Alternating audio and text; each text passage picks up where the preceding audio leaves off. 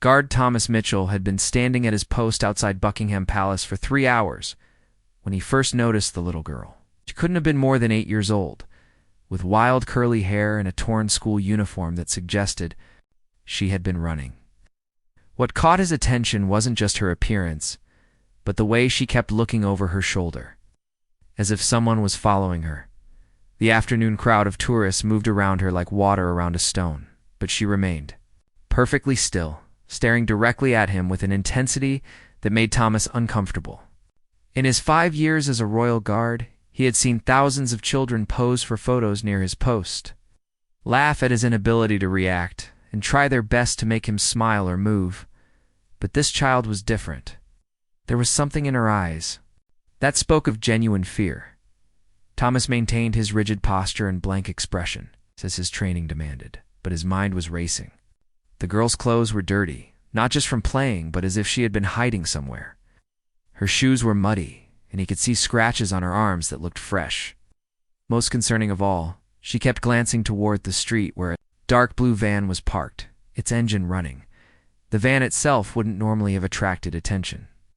London streets were always full of commercial vehicles, delivery trucks, and service vans. But this one had been sitting in the same spot for over an hour, which was unusual given the strict parking regulations around the palace. The windows were tinted so dark that Thomas couldn't see inside, and the license plate was positioned in a way that made it difficult to read from his angle. As Thomas watched through his peripheral vision, the girl took a small step closer to his post, then another. Her movements were careful, calculated, like someone who was trying not to be noticed. When she was close enough that he could hear her breathing, she whispered something that made his blood run cold. "Please help me. They took my sister." The words were barely audible, spoken so quietly that Thomas almost thought he had imagined them. His training screamed at him to maintain his position, to ignore distractions, to remain the stoic symbol. A British discipline that tourists expected to see. But the raw terror in that small voice cut through years of conditioning like a knife. Thomas had grown up in a rough part of Manchester, where children learned early how to spot danger and how to ask for help when they needed it most. This girl's instincts had brought her to him, to someone in uniform who represented safety and authority. She was betting her life on his willingness to break protocol and listen. Without moving his head or changing his expression, his eyes shift just enough to get a better look at the van. What he saw made his chest tighten with alarm. There was someone in the driver's seat, and they were watching the girl intently. Even through the tinted windshield, Thomas could make out the silhouette of a man leaning forward, his attention completely focused on the small figure standing near the palace gates. The girl spoke again, even more quietly this time. The man in the van. "He told us he was a photographer. Said he wanted to take pictures of us for a magazine. But when Emma got in the van, he didn't take any pictures. He just drove away." Thomas felt his heart pounding against his chest. Every instinct he possessed was telling him that this child was in immediate danger, that the man in the van was waiting for the right moment to grab her too. But he also knew that if he abandoned his post without following proper procedures, he could face serious disciplinary action or even dismissal from the guard. The girl must have sensed his internal struggle because she stepped even closer, positioning herself directly in front of him. To anyone watching from a distance, it would look like another child posing for a photo with the famous silent guard. But Thomas could see tears streaming down her face, and her hands were shaking. "I don't know what to do," she whispered. "Mom is at work, and I don't have a phone. Emma is only 6 years old. Please, I know you're not supposed to talk, but I don't know who else to ask." Thomas's mind raced through his options. He couldn't speak or move without potentially compromising his position. But he also couldn't ignore a child who was clearly in danger. His training had covered many scenarios, but nothing quite like this. The palace had security protocols, emergency procedures, and ways to handle various threats, but those all assumed that the threat was directed at the royal family or the palace itself, not at a random child on the street. Through his earpiece, Thomas could hear the routine communications between the various guard posts around the palace. His fellow guards were reporting normal activity, tourist movements, weather conditions. Everything was proceeding exactly as it did every other day. None of them had any idea that a potential kidnapping was unfolding just meters away from their positions. The van's engine revved slightly, and Thomas saw the driver's head turn toward them. The man was getting impatient, perhaps wondering why the girl was taking so long to move away from the guard post. Thomas realized that he was probably the only thing standing between this child and whatever fate had befallen her sister. The girl seemed to understand that time was running out. She reached into her pocket and pulled out a crumpled piece of paper, which she dropped at Thomas's feet as if by accident. Then she spoke one more time, her voice barely a breath. "The license plate number is on that paper. There's something else. Something about the van that isn't right. Please, I'll do whatever you tell me to do, but please help me find Emma." Thomas stared straight ahead, his face showing no emotion, but his mind was working furiously. He had to make a decision that could change everything for the girl, for her sister, for his career, and possibly for his own safety. The weight of responsibility pressed down on him like a physical force. The van's engine grew louder, and Thomas realized that the driver was preparing to leave, possibly to find another opportunity to approach the girl when she wasn't protected by the presence of the guards. In a few seconds, it might be too late to act at all.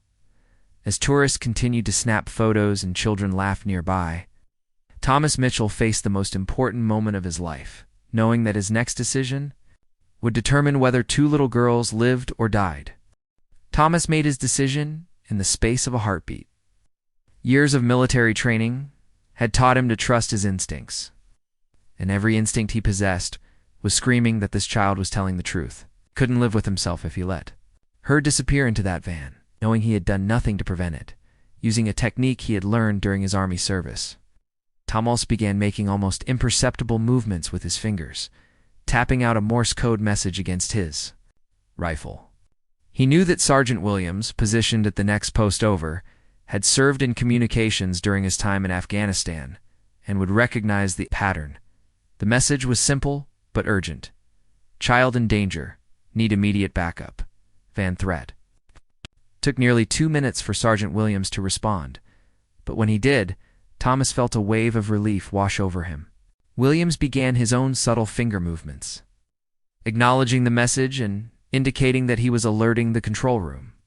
Meanwhile, the girl remained standing in front of Thomas, pretending to pose for photos that no one was taking. Had understood somehow that he was trying to help her, and she was doing her best to buy him time. But Thomas could see that her fear was growing more intense by the minute. The van had pulled slightly forward, positioning itself for what looked like a quick departure. Through his earpiece, Thomas heard the voice he had been hoping for, control room speaking directly to him, using his call sign. "Guard 7, we have received an irregular communication. Confirm situation status." Thomas couldn't respond verbally without breaking character, but he had been trained for exactly this type of scenario.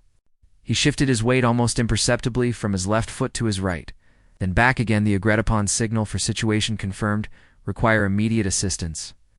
Within minutes, Thomas noticed subtle changes around the palace perimeter. Additional guards appeared at various positions, but they moved casually, as if they were simply changing shifts or conducting routine patrols. To the untrained eye, nothing unusual was happening. Thomas knew that a coordinated response was being put into motion. The girl, who had been remarkably brave up to this point, suddenly went pale and took a step backward. Thomas followed her gaze and saw that the van's passenger door had opened. A man was getting out, tall, wearing dark clothing and sunglasses that seemed unnecessary given the overcast London sky. "He's coming," the girl whispered, her voice trembling. With terror, "That's him. That's the man who took Emma." Thomas felt every muscle in his body tense as the man began walking toward them. He moved with purpose but tried to appear casual, like any other tourist approaching the famous guards for a closer look. But there was something predatory about his movement, something that made Thomas's skin crawl. The man was perhaps 30 meters away when Thomas heard the most welcome sound he could have imagined, the subtle crackle of his earpiece followed by a calm, professional voice. "Guard 7, this is Chief Inspector Morrison, Metropolitan Police. We have plainclothes officers moving into position around your location. Continue to maintain your post." Do not engage directly unless the child is in immediate physical danger.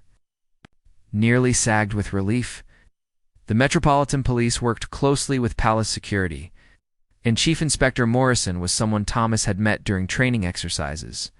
Help was coming, but he still needed to keep the girl safe until they could act. The man was now close enough that Thomas could make out details of his appearance. He was older than Thomas had first thought, perhaps in his 40s, with prematurely gray hair and a face that might have been handsome, if not for the cold calculation in his eyes.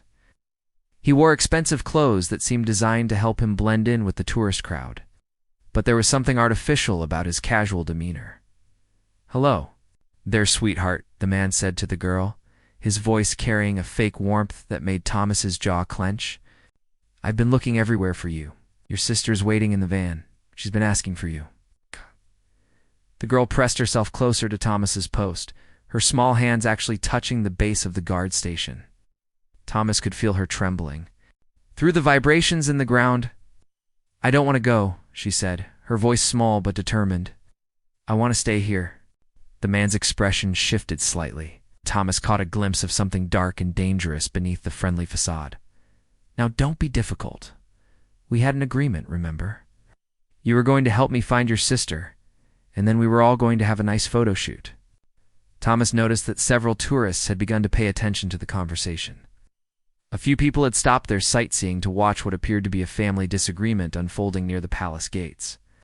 But Thomas could also see now that he knew what to look for, at least 3 individuals who were clearly plainclothes police officers.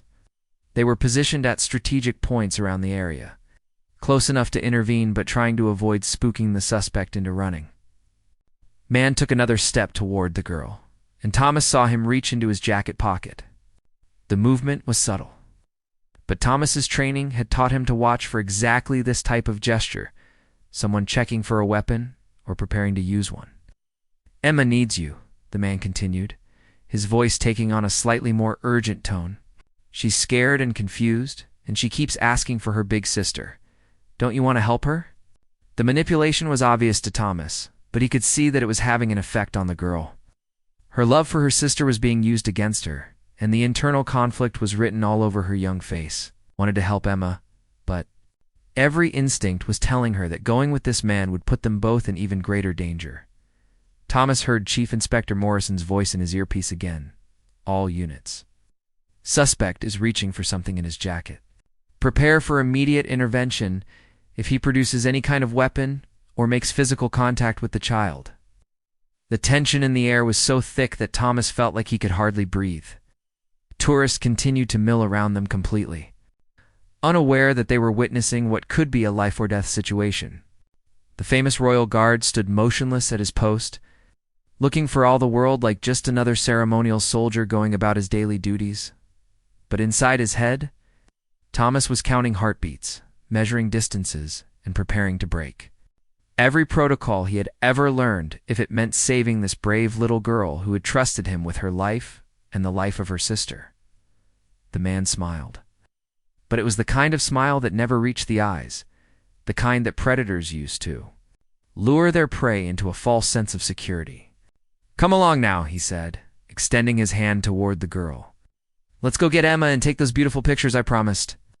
The moment of truth had arrived, and Thomas knew that the next few seconds would determine whether this story ended in rescue or tragedy. The girl looked up at Thomas with eyes that held a mixture of terror and desperate hope. In that moment, he saw something that would stay with him for the rest of his life, a child making the conscious decision to trust a stranger in uniform over someone who claimed to know her sister. Her instincts were telling her to run, but she had nowhere to go except deeper into the crowd or toward the very man she was trying to escape. "I want to see Emma first," she said, her voice stronger than Thomas had expected. "Before I go anywhere, I want to see my sister." The man's friendly expression flickered for just a moment, revealing something cold and calculating underneath. Thomas caught the change and knew that this was the moment when the situation would either de-escalate or explode into violence. "Of course you do, sweetheart," the man said, but his tone had shifted slightly. "She's right there in the van. Come with me and you can see her through the window." Thomas heard Chief Inspector Morrison's voice crackle through his earpiece. All units, be advised that we have confirmation of a second child in the vehicle. Repeat, there is likely a hostage in the van. Exercise extreme caution. The girl shook her head, pressing even closer to Thomas's guard post. No, I want her to come out here. I want to see her walking around, not just sitting in a van. Thomas felt a surge of admiration for this brave child. Despite her terror, despite being only 8 years old and facing an adult who clearly had no good intentions, she was thinking clearly enough to avoid being lured into the vehicle, where she would lose any chance of escape. The man's patience was clearly wearing thin. He glanced around at the crowd of tourists, many of whom were now openly watching the exchange with growing interest. Though Thomas could see the calculation in the man's eyes, he was weighing his options, trying to decide whether to grab the girl and run, or to retreat and try again later. Listen, little girl, the man said, his voice dropping to a lower, more threatening tone. Your sister's getting very upset. She needs you right now, and every minute you waste standing here is making her more scared. Do you really want her to suffer because you're being stubborn? The emotional manipulation was brutal, and Thomas saw tears start to form in the girl's eyes. But she held her ground, and Thomas realized that she was much braver than many adults he had served with in the military, through his peripheral vision. Thomas could see that the plainclothes officers were slowly closing their circle around the area. They were being careful not to spook the suspect, but they were also getting into position for whatever might happen next. The man took another step forward, and this time, he didn't bother to hide his growing irritation. We're going to the van right now, he said, reaching out to grab the girl's arm. Emma is waiting, and we've wasted enough time. That's when everything happened at once. The girl screamed and jerked backward, bumping directly into Thomas's legs. The man lunged forward, his hand closing around her wrist. And Thomas, faced with a child being physically grabbed by a predator, made the decision that ended his career as a royal guard, but probably saved 2 lives. He moved, breaking position for the first time in 5 years of service. Thomas stepped forward and brought his ceremonial rifle down between the man and the girl, creating a barrier that forced the attacker to release her arm. Get away from her, Thomas shouted, his voice carrying across the courtyard with the authority of someone trained to give orders in combat situations. The crowd erupted in chaos. Tourists screamed and scattered, some running toward the palace gates, others pulling out phones to record what they thought was some kind of terrorist attack. The man stumbled backward, clearly not having expected the silent guard to suddenly come to life and intervene. But Thomas's action had also triggered the police response. Chief Inspector Morrison's voice boomed through a megaphone that seemed to appear out of nowhere. Armed police. Nobody move. Plainclothes officers seemed to materialize from every direction, their weapons drawn, surrounding the man who had been trying to take the girl. Thomas saw at least 6 officers, all wearing bulletproof vests, all moving with the coordinated precision of a highly trained unit. The man raised his hands, but Thomas could see him looking toward the van, clearly considering whether he could make a run for it. That's when Thomas noticed something that made his blood run cold. The van was moving. The driver was slowly pulling away from the curb, apparently abandoning his partner and, more importantly, potentially taking Emma with him.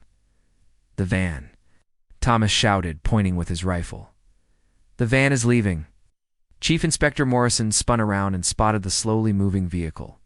Units 4 and 5, intercept that van immediately. Do not let it leave the area. 2 unmarked police cars that Thomas hadn't even noticed suddenly roared to life, their tires squealing as they moved to block the van's escape routes. The sound of sirens filled the air as backup units arrived from multiple directions. The girl, who had been crouched behind Thomas's legs during the chaos, suddenly stood up and pointed at the van. Emma, she screamed at the top of her lungs. Emma, I'm here. Thomas's heart nearly broke as he heard the raw desperation in that cry. This brave little girl had trusted him to help her, and now she was watching helplessly as her sister was, potentially being driven away from her forever. But then something remarkable happened. A small hand appeared at the window of the van, pressing against the glass. And then Thomas heard the faintest sound carrying across the courtyard. Another child's voice calling back. "Lucy, Lucy, help me." The van driver, apparently realizing that his escape routes were blocked and that he was surrounded by police cars, made the fatal mistake of trying to ram his way through the blockade. The collision sent him careening into a streetlight, and the van came to a sudden, violent stop. Within seconds, armed officers had surrounded the vehicle. Thomas watched as they carefully opened the back doors and saw Chief Inspector Morrison personally lift a small girl out of the van, a girl who looked remarkably like Lucy, but younger and clearly terrified. Lucy screamed, and before anyone could stop her, she was running across the courtyard toward her sister. Thomas watched as the two girls collided in a hug so fierce and desperate that it brought tears to his eyes. Around them, police officers were securing the scene, arresting the two men who had orchestrated what was clearly a carefully planned kidnapping attempt. Chief Inspector Morrison approached Thomas, his expression serious but not unsympathetic. Thomas knew that he had violated every protocol in the book, that his career with the Royal Guard was over, and that he would likely face disciplinary action for abandoning his post. But as he looked at the two little girls holding each other and crying with relief, Thomas Mitchell knew that he would make the same choice again without hesitation. Some things were more important than following orders, and protecting innocent children was definitely one of them. The question now was what would happen next, both to him and to the girls who had trusted him with their lives in their moment of greatest need. The aftermath of the rescue unfolded like a carefully choreographed dance of law enforcement and emergency services. Within minutes, the area around Buckingham Palace had been transformed into what looked like a crime scene from a television drama, complete with police tape, forensic teams, and media crews who had arrived with remarkable speed. Thomas found himself sitting in the back of an ambulance, not because he was injured, but because it was the only quiet place the police could find to conduct their initial interview. Chief Inspector Morrison sat across from him, notepad in hand, while a paramedic checked Thomas for signs of shock or stress. "Guard Mitchell," Morrison began, his tone professional, but not unkind. "I need you to walk me through everything that happened, starting from when you first noticed the girl." Thomas recounted the entire sequence of events from Lucy's first appearance to the moment the van crashed into the streetlight. As he spoke, he could see Morrison taking detailed notes, occasionally asking for clarification or additional details. "You broke protocol," Morrison said, when Thomas had finished his account. "You abandoned your post, spoke while on duty, and physically intervened in what could have been a dangerous situation. You understand that there will be consequences." Thomas nodded. "I understand, sir. But I'd do it again. That little girl trusted me to help her, and I couldn't live with myself if I had let her down." Morrison studied Thomas's face for a long moment, then surprised him by smiling. "Off the record, Guard Mitchell, you made the right choice. But officially, we need to follow proper procedures." Through the open doors of the ambulance, Thomas could see Lucy and Emma sitting in another emergency vehicle, wrapped in blankets and being gently questioned by a female officer who specialized in dealing with child victims. Both girls kept looking in Thomas's direction, and whenever they caught his eye, they would wave and smile through their tears. "What's going to happen to them?" Thomas asked. "Their mother is on her way," Morrison replied. "She works at a hospital in East London and had no idea her daughters were missing until we called her. Apparently, they were supposed to be at an after-school program, but Emma convinced Lucy to walk home through the park instead. And that's where they met the men in the van." Morrison nodded grimly. According to Lucy's initial statement, the suspect approached them in the park and told them he was a professional photographer working for a children's magazine. He showed them what appeared to be legitimate identification and even had professional-looking camera equipment. Emma, being 6 years old, was excited about the prospect of being in a magazine. Thomas felt his stomach clench as he realized how easily the predator had manipulated the children. Lucy was suspicious. "Lucy is remarkably intelligent for an 8-year-old, she told the suspect. She wanted to ask her mother's permission first. But he convinced Emma to get in the van for just a few test photos. When Lucy realized what was happening, She started to run, but the suspect told her that if she didn't cooperate, something bad would happen to her sister. The manipulation was even more sophisticated and cruel than Thomas had initially realized. These men hadn't just been opportunistic predators, they had been running a calculated operation, designed to exploit children's innocence and family bonds. "How long were you tracking them?" Thomas asked. Morrison's expression grew serious. "Where this story gets much more disturbing," Guard Mitchell. "We weren't tracking them at all until today. In fact, we didn't even know they existed until your alert brought them to our attention." A chill ran down Thomas's spine. "What do you mean?" "I mean that if Lucy hadn't been brave enough to approach you, and if you hadn't been willing to break protocol to help her, these men would have disappeared with both girls, and we might never have known what happened to them." The full weight of that statement hit Thomas like a physical blow. He had always known that his decision could have consequences for his career, but he hadn't fully understood that it might literally have been the difference between life and death for two innocent children. Sir Thomas said quietly, "You mentioned that this was a sophisticated operation. Have you learned anything about who these men are?" Morrison flipped through several pages in his notepad before answering. "The preliminary investigation is revealing some very disturbing information. The man who tried to grab Lucy is named Robert Henley, and he has a criminal record dating back 15 years, multiple charges related to child exploitation, though he's managed to avoid serious jail time through plea bargains and technicalities." "And the driver?" "Marcus Webb. Similar background, but he's been more successful at avoiding prosecution. They appear to have been working together for at least 3 years, possibly longer. We found professional camera equipment in the van, along with fake identification, cards, and what appears to be a carefully planned route that would have taken them out of London and into areas where they could disappear completely." Thomas thought about Lucy's terrified face, about the way she had trusted him to protect her sister. "Have you found other victims?" Morrison's expression grew even more grim. "We're investigating several missing children cases that might be connected to these suspects. The van contained photographs and personal items that don't belong to Lucy and Emma, which suggests that they may not have been the first children targeted by this operation."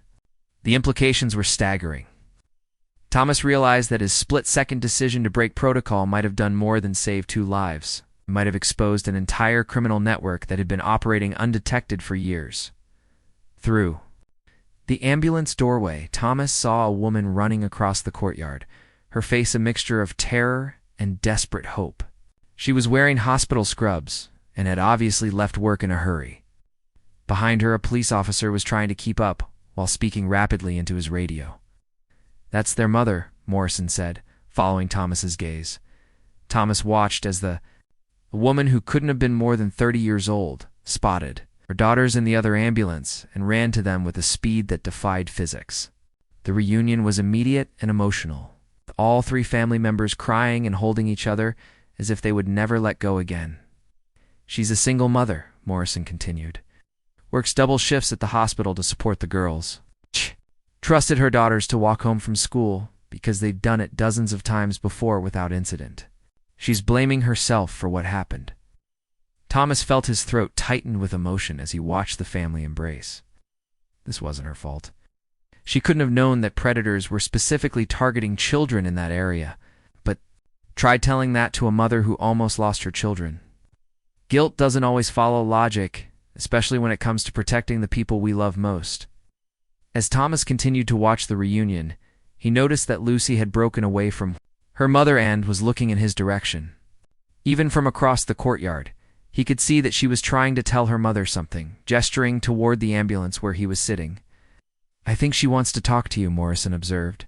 Before Thomas could respond, Lucy was walking across the courtyard, her mother and Emma right behind her. Despite everything she had been through, the little girl held herself with a dignity and determination that reminded Thomas of some of the bravest soldiers he had served alongside. When she reached the ambulance, Lucy looked up at Thomas with eyes that seemed much older than her 8 years. "Thank you," she said simply. "Thank you for listening to me when no one else would." Thomas felt tears forming in his own eyes as he looked down at this remarkable child who had saved her sisters life through her courage and quick thinking. "Thank you for being brave enough to ask for help," he replied. "You're the real hero in this story." Lucy's mother stepped forward, her own eyes filled with tears. "I don't know how to thank you," she said to Thomas. "Lucy told me that you risked your job to help her. I don't have words for what that means to me." Thomas was about to respond when Chief Inspector Morrison stood up and cleared his throat. "Actually, Mrs. Patterson, there's something about Guard Mitchell's situation that you should know." Morrison's words hung in the air like a challenge, and Thomas felt his stomach drop. He had been expecting this moment, the moment when his career would officially end, when the consequences of his decision would be laid out in stark, professional terms. Mrs. Patterson looked between Morrison and Thomas with growing concern. "What do you mean? What's wrong?" "Well," Morrison said, pausing dramatically, "Guard Mitchell did break several regulations today. He abandoned his ceremonial post, spoke while on duty, and physically intervened in a civilian matter without authorization." Thomas watched as Mrs. Patterson's expression shifted from gratitude to horror. Lucy stepped closer to Thomas, as if she could somehow shield him from whatever punishment was coming. "But," Morrison continued, and Thomas caught the hint of a smile playing at the corners of the chief inspector's mouth, "there are some developments that Guard Mitchell doesn't know about yet." Morrison pulled out his phone and showed Thomas a series of messages. "While we've been conducting interviews here, several interesting things have been happening. First, the story of what occurred today has already reached the media, and the public response has been extraordinary." Thomas looked at the phone screen and saw dozens of social media posts, news articles, and messages from people all over the world praising his actions. The headlines ranged from "Hero Guard saves children" to "Royal Guard breaks silence to save lives." "Second," Morrison continued, "I received a call about an hour ago from Buckingham Palace. It seems that Her Majesty herself has taken a personal interest in today's events." Thomas felt his heart skip a beat. The Queen knows what happened. Not only does she know, but she has specifically requested to meet with you tomorrow morning. The official word from the palace is that Her Majesty wishes to personally thank you for your service and discuss your future with the Royal Guard. Mrs. Patterson looked confused. "I don't understand. Is Thomas in trouble or not?" Morrison's smile became more pronounced. "Mrs. Patterson, what your daughter's protector doesn't realize is that there's a significant difference between breaking protocol for personal gain and breaking protocol to save innocent lives. The Royal Guard has served the Crown for centuries, and throughout that history, the Guards who are most remembered are those who showed courage and moral judgment when it mattered most." Lucy had been listening to the conversation with the intense focus that Thomas had come to associate with her remarkable maturity. Now she looked up at him with concern written all over her young face. "Are you going to lose your job because you helped us?" she asked directly. Thomas looked down at her, unsure how to answer. "I might, Lucy, but even if I do, it was the right thing to do." "Actually," Morrison interjected, "I have one more piece of information that might change your perspective on the situation." He pulled out another document and handed it to Thomas. "This is a preliminary report on the criminal investigation that your actions initiated today. The evidence we found in that van has already led to connections with at least 7 missing children cases from the past 3 years." Thomas felt his hands trembling as he read the report. The scope of the criminal operation was even larger than Morrison had initially indicated. The 2 men they had arrested weren't just opportunistic predators. They were part of a network that had been systematically targeting and exploiting children across multiple regions. "The photographs and personal items we found suggest that Lucy and Emma weren't random victims," Morrison continued. "These men had been watching them, learning their routines, and planning this abduction for weeks, possibly months." Mrs. Patterson went pale and had to sit down on the ambulance steps. The realization that her daughters had been hunted like prey was clearly more than she could process. "But here's the most important part," Morrison said, his tone becoming more serious. "The investigation has revealed that this criminal network extends beyond just these 2 men. We believe there are others involved, people who were funding the operation, providing resources, and possibly even ordering specific targets. Thomas looked up from the report with growing alarm. You saying that Lucy and Emma are still in danger? We don't believe so, but we're taking precautions. The arrests today have already triggered a response from other members of the network. Our cybercrime unit has detected increased activity on several dark websites, where these criminals communicate and share information. Lucy, who had been following the conversation with remarkable understanding, stepped closer to Thomas. Does this mean you're going to help catch the other bad people too? Morrison looked at Thomas meaningfully. Actually, that brings us to another development. The Metropolitan Police have been asked to recommend someone for a special joint task force that will be investigating this network. Someone with military training, security experience, and demonstrated judgment under pressure. Thomas felt his pulse quicken. You're offering me a job? I'm offering you an opportunity to continue protecting children like Lucy and Emma, but on a much larger scale. The task force will work with international law enforcement agencies to track down and prosecute child exploitation networks around the world. Mrs. Patterson looked up at Thomas with tears streaming down her face. You would do that? You would give up your position with the Royal Guard to help other children? Thomas thought about Lucy's courage in approaching him for help, about Emma's terrified voice calling for her sister, about all the other children who might be trapped in situations they couldn't escape from without help. Actually, Morrison said before Thomas could answer, he wouldn't have to give up his position with the Royal Guard.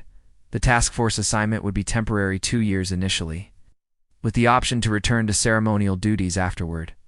But there's something else you should know. Morrison paused and looked directly at Thomas. The recommendation for this position didn't come from the Metropolitan Police. It came from Buckingham Palace itself. Her Majesty's private secretary contacted me personally to discuss your potential assignment to this task force. Thomas felt as if the world was spinning around him. In the space of a few hours, he had gone from expecting to lose his career to being personally recommended by the Queen for a position fighting international crime. I don't understand, he said quietly. Why would Her Majesty take such a personal interest in this? Morrison's expression grew more serious. So what happened today represents something that the royal family cares about deeply. The protection of children. Her Majesty has been a patron of numerous children's charities throughout her reign, and she has consistently supported law enforcement efforts to combat child exploitation. Lucy had been listening intently to the entire conversation, her 8-year-old mind processing implications that would challenge many adults. Now she looked up at Thomas with a mixture of hope and concern. If you take this job, she asked, will you still be able to help other kids like me and Emma? Thomas knelt down to her eye level, struck once again by the maturity and thoughtfulness of this remarkable child. If I take this job, Lucy, helping kids like you and Emma would be exactly what I do every single day. Then you should take it, she said with the kind of certainty that only children possess. Because there are probably lots of other kids out there who need someone like you to listen to them when they're scared. Mrs. Patterson wiped her eyes and looked at Thomas with an expression of profound gratitude. Lucy's right. What you did today didn't just save my daughters. It gave them hope that there are good people in the world who will help when help is needed most. Thomas stood up and looked around at the scene that was still unfolding around them. Police officers were continuing to process evidence from the van. Forensic teams were photographing every detail of the crime scene, and media crews were conducting interviews with witnesses. But in the middle of all this chaos, 2 little girls were safe and reunited with their mother because one person had been willing to break the rules to do what was right. Chief Inspector Thomas said finally, I'm honored by the offer, and I'm grateful for Her Majesty's confidence in me. But I have to ask, what makes you think I'm qualified for this kind of work? Morrison smiled and gestured toward Lucy and Emma, who were now sitting together on the ambulance steps, drawing pictures on a notepad that one of the paramedics had given them. Guard Mitchell, in the past 4 hours.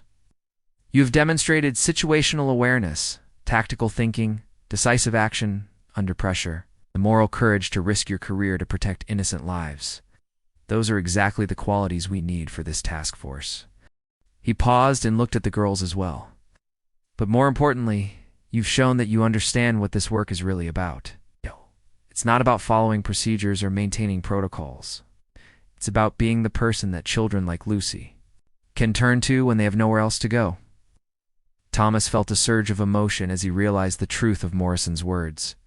His entire military career, his training as a Royal Guard, his years of discipline and service, all of it had been preparing him for the moment when a terrified child would trust him with her life and the life of her sister. "There's one more thing," Morrison said, pulling out a final document. "The 2 men we arrested today have already started providing information about their network in exchange for reduced sentences. The intelligence we're gathering suggests that this operation was much larger and more organized than we initially realized." Thomas read through the preliminary intelligence report and felt his blood run cold. The network apparently extended across multiple countries and involved dozens of individuals in various roles, from the predators who targeted children to the people who provided funding, resources, and protection for the operation. "This is massive," Thomas said quietly, "which is why we need someone like you on the task force. Someone who understands that behind all the intelligence reports and criminal profiles, there are real children whose lives depend on our ability to stop these people." Lucy appeared at Thomas's side, having finished her drawing. She held up a picture that showed 2 stick figures in red uniforms, standing next to 2 smaller figures, with a big heart drawn around all of them. "This is you and the other guard helping me and Emma," she explained. "I want you to keep it so you remember that sometimes the most important thing you can do is just listen when someone needs help." Thomas took the drawing with hands that were slightly shaking, understanding that he was holding something far more valuable than any official commendation or medal. This was a reminder from a brave little girl that courage often means simply being willing to act when action is needed most. He looked up at Morrison with a sense of clarity he hadn't felt in years. "Chief Inspector, when do I start?" 3 months later, Thomas Mitchell stood in a very different kind of uniform, dressing a room full of international law enforcement officers at Scotland Yard. The royal red tunic and bearskin hat had been replaced by a simple dark suit. But the sense of purpose he felt was stronger than ever. "The Patterson case," he said, clicking to the next slide in his presentation, "has led to the identification and arrest of 43 individuals across 7 countries. But more importantly, it has resulted in the rescue of 22 children, who had been missing for periods ranging from 6 months to 3 years. The room was filled with police officers, FBI agents, Interpol investigators, and child protection specialists from around the world. All of them were there because a little girl named Lucy had been brave enough to ask for help, and because one Royal Guard had been willing to break protocol to provide it." Thomas clicked to another slide, showing a map of Europe with red pins, marking various locations. "What we discovered is that the network wasn't just involved in kidnapping children for exploitation. They were running a sophisticated operation that included human trafficking, illegal adoption schemes, and what can only be described as a commercial marketplace for child abuse." The statistics were staggering and heartbreaking. The investigation had uncovered evidence of crimes spanning more than a decade, involving hundreds of victims and generating millions of dollars in illegal profits for the people at the top of the organization. "The key breakthrough," Thomas continued, "came from evidence that had been collected over a period of years by the 2 suspects we arrested outside Buckingham Palace. They had been documenting their activities, keeping records of their victims, and maintaining detailed communications with their associates." In the audience, Chief Inspector Morrison nodded approvingly. The investigation had exceeded everyone's expectations, largely because the criminals had been so confident in their security that they had kept extensive records of their activities. After the presentation ended, Thomas walked outside Scotland Yard into the crisp London afternoon. He had a few hours before his next briefing, and he had promised to visit someone who had become very important to him over the past 3 months. The coffee shop in East London was small and warm, filled with the kinds of families who lived and worked in the neighborhood. Thomas spotted Lucy and Emma immediately. They were sitting at a corner table with their mother, working on homework while Mrs. Patterson graded medical charts between bites of sandwich. "Thomas," Lucy called out when she saw him, her face lighting up with the kind of pure joy that reminded him why his new job was so important. Emma, who had been much shyer during their first few meetings, now ran over to give him a hug. In the months since the rescue, both girls had been receiving counseling to help them process their traumatic experience, and the progress they had made was remarkable. "How's the new job?" Mrs. Patterson asked as Thomas sat down at their table. "Challenging," Thomas replied honestly, "but also the most meaningful work I've ever done. Every case we solve, every child we help, feels like we're honoring what Lucy and Emma went through." Lucy looked up from her math homework with the serious expression that Thomas had come to recognize as her thinking face. "Have you helped other kids like us?" "We have," Thomas said carefully. He had learned to be honest with Lucy about his work, while still protecting her from details that might be too disturbing for a 9-year-old to hear. "Just last week, we helped police in Germany rescue 5 children who had been missing for almost a year. Are their families happy like we are?" Emma asked, her 6-year-old perspective cutting straight to the heart of what mattered most. "They are," Thomas assured her. "Their families are very, very happy." Mrs. Patterson smiled at Thomas across the table. "The girls want to show you something they've been working on at school." Lucy reached into her backpack and pulled out a folder, filled with colorful pages. "We're doing a project about heroes," she explained. "Not superheroes from movies, but real people who help other people." She opened the folder to reveal a detailed report about Thomas, complete with drawings, photographs, and interviews with their mother, their teachers, and even Chief Inspector Morrison, who had agreed to speak with the girls for their school project. "We wrote about how you listened to me, even though you weren't supposed to talk," Lucy said, pointing to a paragraph she had highlighted in yellow, "and how you broke the rules because sometimes doing the right thing is more important than following orders." Thomas felt his throat tighten with emotion as he read through the girls' account of that terrifying day 3 months ago. They had captured not just the facts of what had happened, but the emotions and the courage that had carried them through their ordeal. "There's more," Emma added excitedly.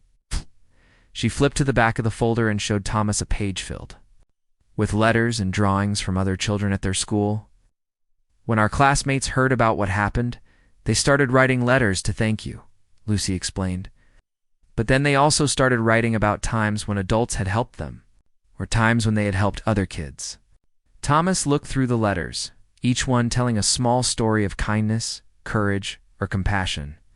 Some were simple drawings with messages like, "Thank you for being brave." Others were more detailed accounts of teachers who had noticed when a child was being bullied, or neighbors who had helped when families were in trouble. "Our teacher says that what you did was special because it reminded everyone that we're all supposed to look out for each other," Emma said with the kind of wisdom that sometimes emerges from innocence. Mrs. Patterson reached across the table and placed her hand on Thomas's arm. "I want you to know that what you've done goes far beyond just saving Lucy and Emma. You've given our family a sense of security and hope that we didn't have before." "How do you mean?" Thomas asked. "Before this happened, I was always worried about letting the girls out of my sight. I worked extra shifts at the hospital because we needed the money, but I was constantly anxious about their safety. Now, after seeing how many good people stepped up to help when help was needed, I feel like we're part of a community that will protect each other." Lucy nodded seriously. "And I'm not scared to ask for help anymore. Before I thought adults might get angry if I bothered them with problems. But now I know that good people want to help kids who need help." Thomas realized that this was perhaps the most important outcome of everything that had happened. Lucy's courage in asking for help had not only saved her sister's life, but it had also given her confidence that would serve her well for the rest of her life. "Speaking of asking for help," Lucy continued, "Emma and I have a favor to ask you." Thomas smiled. "What can I do for you?" "Our school is having a career day next month, and we want you to come talk to our class about being a police detective. Not about the scary parts," she added quickly, "but about how you help families and keep kids safe." Thomas looked at these 2 remarkable girls who had taught him so much about courage, trust, and the importance of listening when someone needs help. "I would be honored to speak to your class." As Thomas prepared to leave the coffee shop and return to his work, Lucy handed him a small envelope. "This is from Emma and me," she said. "Don't open it now. Wait until you get home." Later that evening, in his small apartment near Scotland Yard, Thomas opened the envelope and found a hand-drawn card.